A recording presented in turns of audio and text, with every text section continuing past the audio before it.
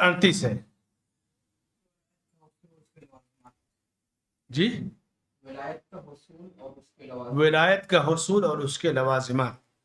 حدیث کہ راوی ابو ہریرہ رضی اللہ تعالی عنہ ہے، کہتے ہیں کہ اللہ کے رسول صلی اللہ علیہ وسلم نے فرمایا کہ اللہ تعالی فرماتا ہے جو شخص میرے کسی ولی یعنی دوست سے عداوت یعنی دشمنی رکھے، میرا اس بندے سے اعلان جنگ ہے۔ اللہ کہتا ہے کہ جو میرے کسی دوست سے دشمنی رکھے وہ مجھ سے جنگ کے لیے تیار ہو جائے۔ میرا بندہ میرے مقرر کیے ہوئے فرائض سے، جن چیزوں کو میں نے فرض کر دیا ہے، اس کے سوا کسی اور چیز سے میرے زیادہ قریب نہیں آ سکتا۔ اللہ سے قربت کے لیے نمبر 1 فرض کی پابندی ہے، اس کے بعد نفل سے اور قریب ہوتا ہے، یہاں تک کہ میں اس سے محبت کرنے لگتا ہوں، اور جب میں اس سے محبت کرنے لگتا ہوں تو اس کا کان بن جاتا ہوں جس سے وہ سنتا ہے، اس کی آنکھ بن جاتا ہوں جس سے وہ دیکھتا ہے، اس کا ہاتھ بن جاتا ہوں جس سے وہ پکڑتا ہے، اس کا پاؤں بن جاتا ہوں جس سے وہ چلتا ہے۔ وہ مجھ سے مانگے تو میں اسے ضرور دیتا ہوں، اور پناہ طلب کرے تو میں ضرور پناہ دیتا ہوں۔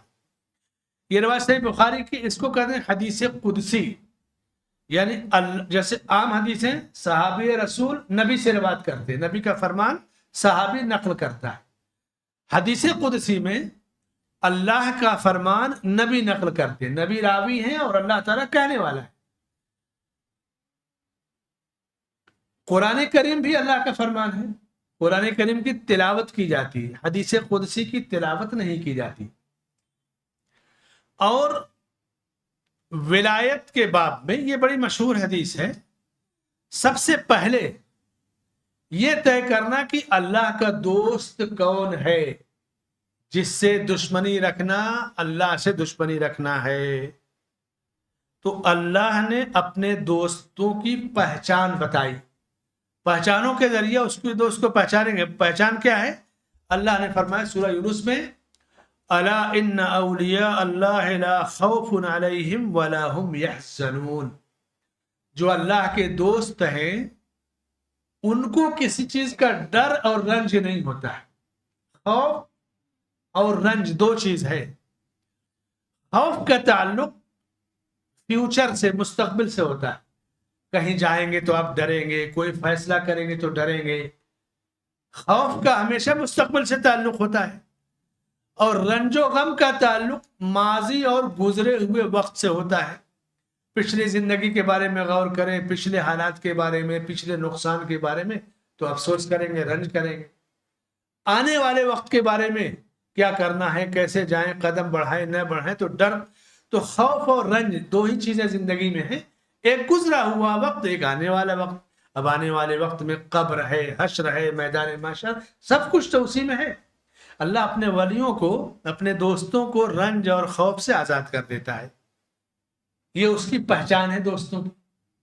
پھر اللہ نے اور تعارف کرا اپنے دوستوں کا اور کہا الذین آمنوا وکانوا یتقون، جو ایمان والے اور اللہ سے ڈرنے والے، یہی اس کے دوست ہیں۔ ولی کے لیے کوئی خاص لباس نہیں ہے، خاص جگہ نہیں، خاص مقام نہیں، ایمان اور تقوی۔ جو جتنا بڑا ولی ہوگا، جتنا بڑا متقی ہوگا، جتنا بڑا ایمان والا ہوگا، اتنا ہی زیادہ اللہ سے قریب ہوگا۔ ایمان سب کا ایک جیسا تو ہے نہیں، ہمارے ایمان میں، نبی کے صحابہ کے ایمان میں زمین آسمان کا فرق ہے، ہمارے تقوی میں ان کے تقوی میں فرق ہے۔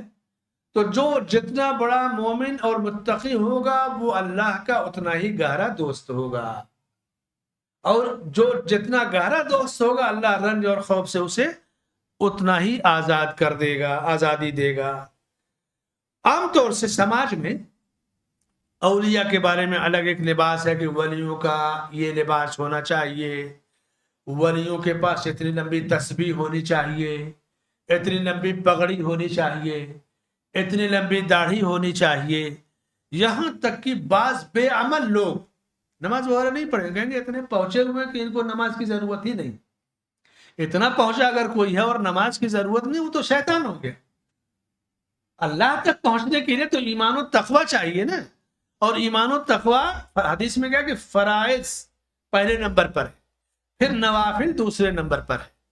تو نوافل اور فرائض سے جو غافل ہو جائے وہ اللہ تک پہنچ ہی نہیں سکتا ہے. جو جتنا فرض اور نفل کا پابند ہوگا ایمان اور تقوی میں اتنا بلند ہوگا اور اللہ سے اتنا قریب ہوگا.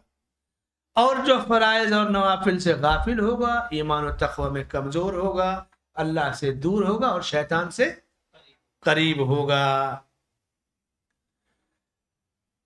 رسولوں اور نبیوں سے اللہ تعالیٰ معجزے دکھاتا ہے، ولیوں سے کرامتیں دکھلاتا ہے. رسول کو معجزہ آنے سے پہلے رسول کو علم نہیں ہوتا کہ میرے پاس یہ معجزہ ہے. اسی طرح ولی کے پاس کرامت ظاہر ہونے سے پہلے اس کو علم نہیں ہوتا کہ یہ کرامت ہے. جب فرعون کے جادوگروں نے اپنی رسیاں ڈالی اور وہ سانپ بن گئی، موسیٰ علیہ السلام گھبرا گئے تھے نا. تو اللہ نے کہا کہ تمہارے دائیں ہاتھ میں کیا ہے؟ کہا یہ میری لاٹھی ہے، بکریاں چراتا ہوں، پتیاں توڑتا ہوں. تو پھر اللہ نے کہا تمہارے دائیں ہاتھ میں جو ہے نا اس کو پھینک دو زمین پر. پھینک دیا اور وہ اتنا بڑا اژدہا سانپ بن گیا کہ سب کو نگل لیا. موسیٰ علیہ السلام کو نہیں پتا تھا کہ ایسا ہو جائے گا، گھبرا گئے، خود موسیٰ علیہ السلام گھبرا گئے. تو اللہ نے کہا قال خذها ولا تخف سنعيدها في سيرتها الاولى، کہا اس کو پکڑ لو، ڈرو مت، وہ جیسے تھا نا تمہاری لاٹھی یا ڈنڈا ویسے ہم پھر کر دیں گے. یعنی نبی کو معجزہ ظاہر ہونے سے پہلے اس کا علم بھی نہیں تھا. یہ اللہ کی طرف سے نبی کی مدد ہوتی ہے کفر کے مقابلے میں حق کو ثابت کرنے کے لیے. ولی کے اندر بھی اگر کرامت ہے تو ولی کو اس سے پہلے اس کا علم نہیں ہوتا ہے. بعض دفعہ اللہ تعالیٰ ولی کے ذریعے وہ چیزیں ظاہر کرتا ہے. معجزہ اور کرامت یہ بندے کے اختیار میں نہیں ہے کہ جب چاہے معجزہ دکھا دے، جب چاہے کرامت دکھا دے. نبی اللہ سے دعا کرتے ہیں، نبی کو اللہ وہ چیز عطا کرتا ہے اور ولی کو بھی اللہ تعالیٰ دیتا ہے. لیکن وہ چیز با اختیار نہیں ہے کہ جب چاہا جو کرامت دکھا دیا. بلکہ بعض اللہ والے ایسے تھے کہ کرامت اگر کوئی ہو جاتی تو گھبراتے تھے کہ لوگ جان نہ جائیں. آج بھی بہت سارے لوگ ہیں دیکھیے دعا وغیرہ نہیں کرتے. کسی نے کہا بچہ بیمار ہے دعا کر دیجیے. اللہ والے ہیں، حدیث کے ماہر ہیں، فقہ کے ماہر ہیں، دعاؤں سے گھبراتے ہیں. اگر دعائیں کرنے لگے، جنات بھوت کو چھوڑانے لگے تب تو لائن لگ جائے گی، 24 گھنٹہ وہی کام رہے گا. تو ایک پیشہ ور ہے، ایک دنیا جو اس میں لگی ہے، پیشہ ور کی تائید نہیں کی جائے گی. آس پاس میں کوئی ہے، قریب ہے تو اس کو فائدہ پہنچا دیا جا سکتا ہے. اس عمل کو پیشہ نہیں بنایا جائے گا. اللہ کی ولایت اور دوستی پانے کے لیے پہلی چیز ایمان، دوسری چیز تقوی. اور ایمان و تقوی کی بلندی کو پانے کے لیے فرائض کی پابندی اور اس کے بعد نوافل کا اہتمام.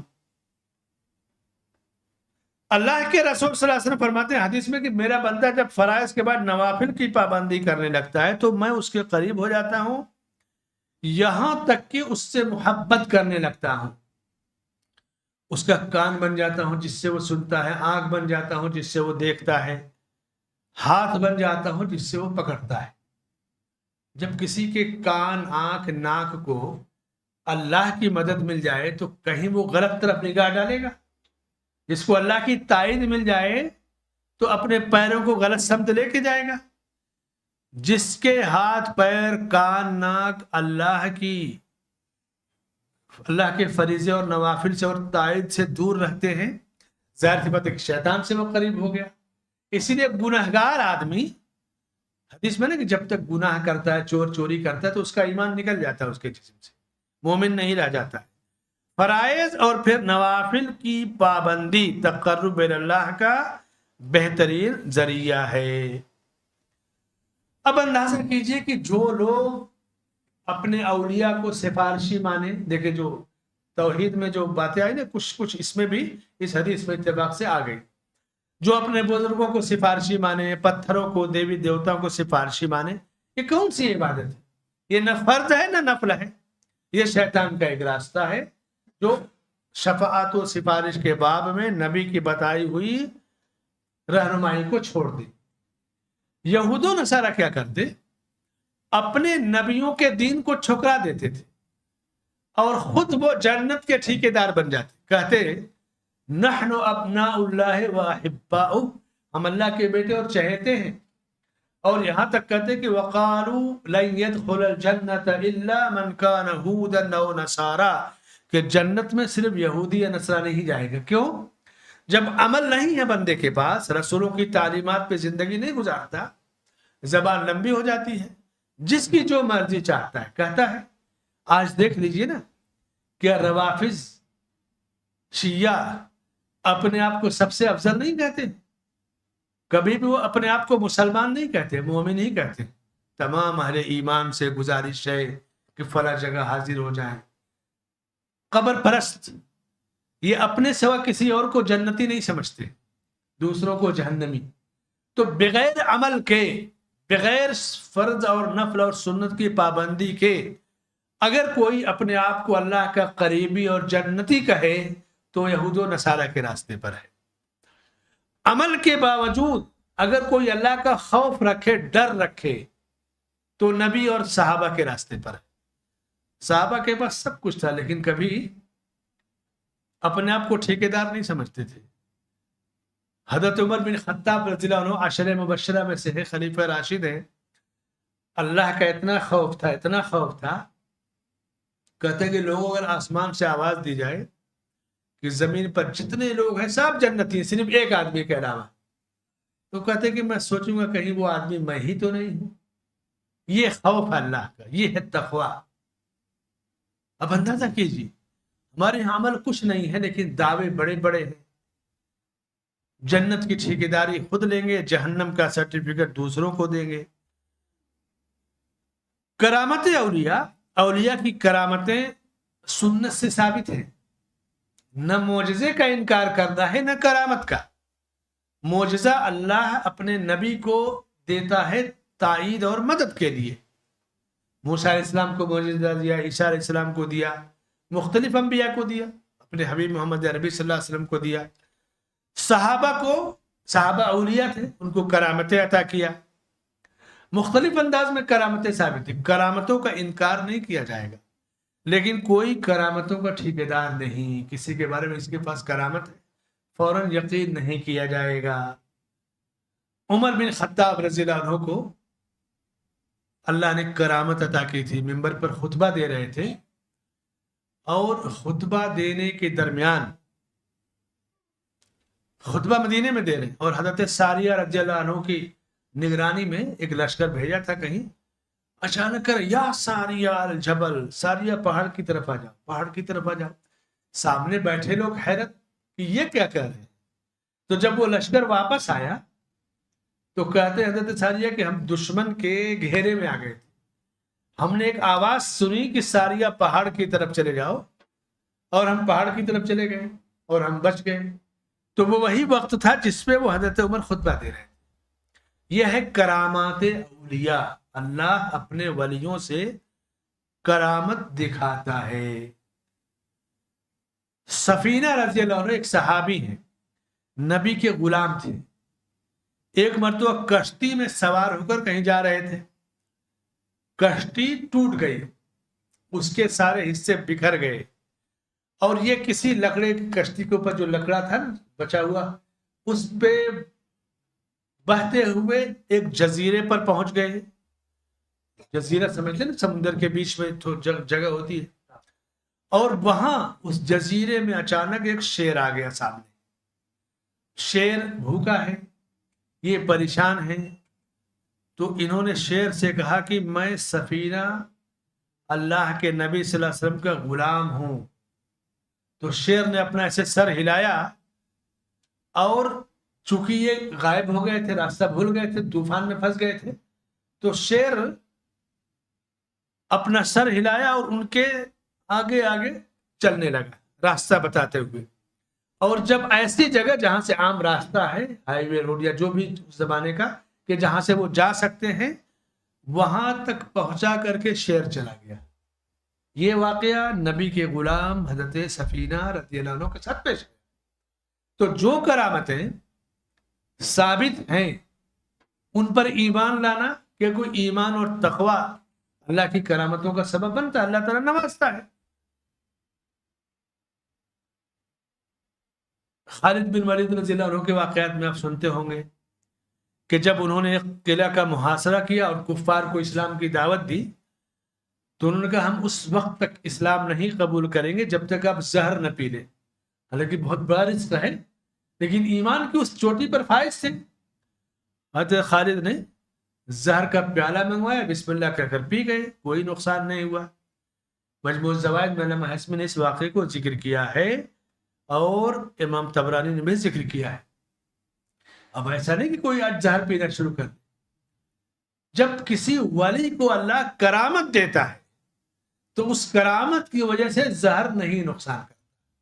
یہ اللہ کی کرامت تھی، ان کا کمال نہیں تھا. کرامات اولیاء میں کہ اللہ جب یہ چیز عطا کرتا ہے تو زہر بھی نہیں نقصان پہنچاتا ہے.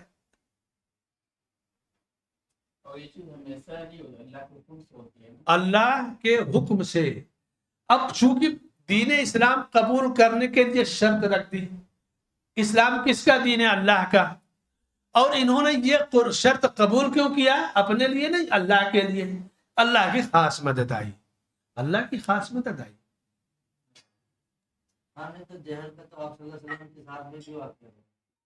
ہاں وہ تو الگ ہے، وہ بکری میں جو ملا کر دیا تھا.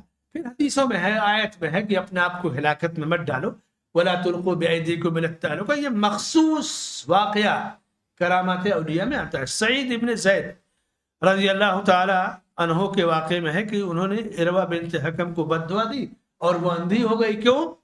اس نے حضرت سعید پر کوئی جھوٹا الزام لگایا تھا. تو حضرت سعید نے بد دعا دیا کہ یہ اللہ اگر وہ جھوٹی ہے تو اس کی آنکھ کو اندھا کر دے اور اسے اسی کی زمین میں ہلاک کر دے. تو وہ اندھی بھی ہو گئی اور اپنی ہی زمین میں ایک گڑھے میں گر کر مر گئی. بد دعا کی یہ تاثیر. اللہ کے ولیوں کی بد دعا نہیں لی جاتی. اللہ کے اولیاء جب کچھ کہہ دیتے ہیں تو اللہ اسے ٹالتا نہیں. قسم کھا لیتے ہیں تو پوری نہیں کرتا. اس طرح کے واقعات ہیں. عامر ابن قیس تابعی ہے، اللہ تعالیٰ قسم کو پوری کرتا، جی رد نہیں کرتا. حدیثوں میں اس کا جگہ جگہ ذکر ہے. علامہ عبداللہ بن مبارک نے کتاب الزہد میں لکھا کہ عامر بن عبد قیس 2000 درہم اپنی آستین میں رکھ کر کے لے کے نکلتے اور جو سائل ملتا اس کو دے دیتے، جس کو جو چاہیے لے، ضرورت پوری کر دیتے. واپس آتے تو ان کا مال کم نہیں ہوتا، جیسا تھا ویسا ہی رہتا تھا. یہ اولیاء جو اللہ سے جب بہت گہرا تعلق ہوتا ہے نا، اس کا کان بن جاتا ہوں جس سے سنتا ہے، آنکھ بن جاتا ہوں دیکھتا ہے، پیر بن جاتا ہوں چلتا ہے. یہ اس وقت یہ درجہ ملتا ہے. اللہ کا ولی عام لوگوں میں اور اللہ کے ولیوں میں یہی فرق ہے. اب اس کے بعد بعض لوگ جھوٹی کرامتیں پیش کریں گے، جھوٹے واقعات پیش کریں گے، اپنے بزرگوں کی جھوٹی کہانیاں پیش کریں گے کہ فلاں صاحب کے پاس یہ کرامت ہے، یہاں ہے اور عرفات میں جا کر نماز پڑھ کر آ جاتے ہیں، یہاں ہے اور مکے میں جا کے نماز پڑھ لیتے ہیں، نماز کی ان کو ضرورت نہیں. یہ سب فضول بکواس چیزیں ہیں. ایمان تقوی نمبر 1. دوسری چیز فرائض اور نوافل کی پابندی. یہی دو چند چیزیں ہیں جو اللہ کے ولی کا درجہ بندے کو دیتی ہیں. اس حدیث سے کچھ مسائل ثابت ہوتے. پہلا مسئلہ، ہر انسان کو اللہ سے قریب ہونے کی کوشش کرتے رہنا چاہیے. اور اللہ سے قربت کے لیے بنیادی ضرورت کیا ہے؟ فرائض کی پابندی کے ساتھ نوافل کا اہتمام کرنا، بس. اور دوسرا مسئلہ، اللہ کے اولیاء سے دشمنی مول لینا حرام ہے، ذلت اور رسوائی کا سبب ہے۔ تیسرا مسئلہ، اللہ کے اولیاء سے دوستی کرنا ضروری ہے۔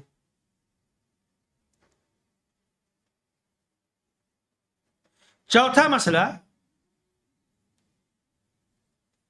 اللہ اپنے جس طرح رسولوں اور نبیوں کی طرف سے دفاع کرتا ہے، اسی طرح اپنے ولیوں کی طرف سے بھی دفاع کرتا ہے۔ اور اللہ کے اولیاء کون لوگ ہیں؟ ایمان والے۔ ان اللہ یدافع عن الذین آمنوا، ایمان والوں کی طرف سے اللہ تعالیٰ دفاع کرتا ہے۔